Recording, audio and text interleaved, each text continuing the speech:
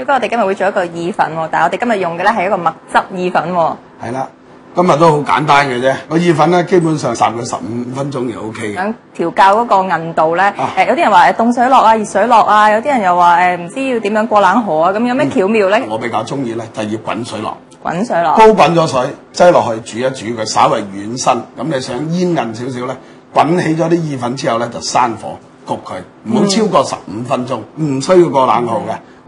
只要係落幾粒冰粒去撈一撈佢，落幾滴油，咁樣等佢冇咁黐身，備用就 O K 嘅。O K，咁今日我哋啲蝦係用咗咩蝦，表哥？咁我哋今日用咗一啲沙地阿拉伯嘅魔術蝦，咁個口感咧就比較爽口啲，青口咧同啲帶子咧唔需要過熟嘅。咁煎咗一件蝦咧，我哋可以落帶子落去煎噶啦。我哋或者買啲日本嘅鮮帶子啊，咁嘢都 O K 噶啦。好啦，夠。海鮮咧都好快熟，即係咁意煎一煎咗佢金黃色咁樣。金黃色咁啊，相當之靚。因為我哋一陣間都仲會燴翻落個意粉度噶嘛。係啦，冇錯啦。好，處理咗啲海鮮之後咧，我哋而家咧可以爆下啲洋葱啊，去處理個意粉咯喎。冇錯，處理個意粉。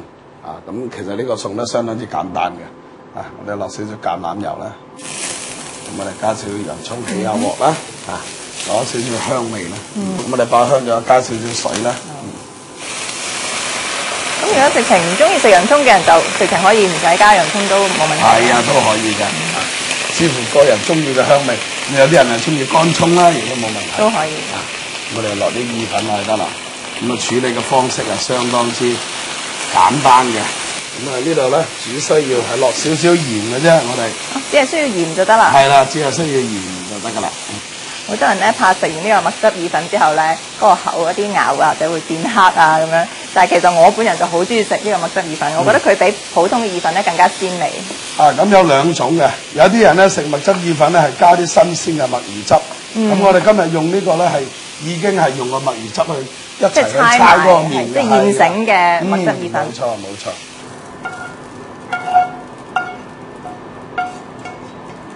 有啲人咧比較中意食有啲沙律菜啊咁樣。啲海鮮咧就係鋪喺面就可以啦。